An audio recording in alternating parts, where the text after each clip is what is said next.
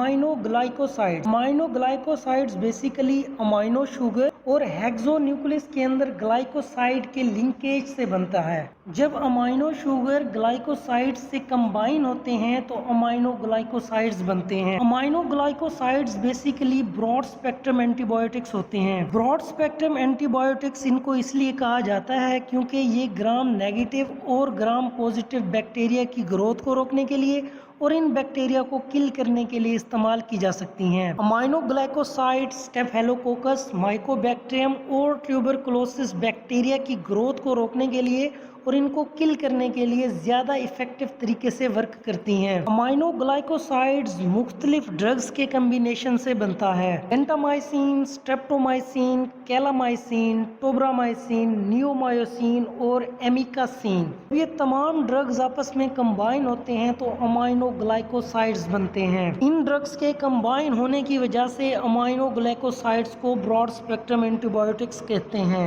Amino glycosides H influenza, Staphylococcus bacteria और ई coil bacteria की growth को कम करने और इनको किल करने के लिए इस्तेमाल की जा सकती हैं। अमाइनो ग्लाइकोसाइड्स ज़्यादातर गैस्ट्रोइंटेस्टाइनल डिजीज को, ब्रोंकाइटिस डिजीज को, स्किन डिजीज को, वाइन को, ट्यूबरकुलोसिस को, आइज डिजीज, डायरिया और मम्स को ट्रीट करने के लिए इस्तेमाल की जा सकती हैं। Amino glycoside broad spectrum antibiotics होने की वजह से इन तमाम डिजीज को ट्रीट करने के लिए इस्तेमाल की जाती हैं। जीआईटी इन्फेक्शन को कम करने के लिए भी अमाइनो ग्लाइकोसाइड्स का इस्तेमाल किया जाता है। जीआईटी इन्फेक्शन की वजह से abdominal pain, nausea, diarrhoea, heartburn, swelling, भूख का ना लगना शामिल है।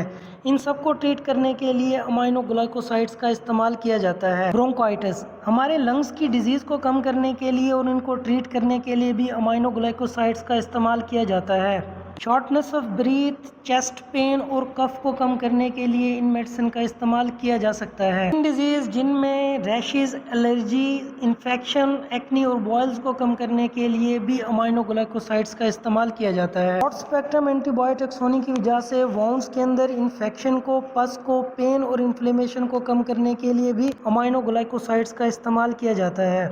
ये वीडियो इन्फॉर्मेटिव पर्पस के लिए बनाई गई है। अगर आप ऐसी इन्फॉर्मेटिव वीडियोस देखना चाहते हैं तो हमारे इसी चैनल मेडिक हॉस्पिटल को सब्सक्राइब करें।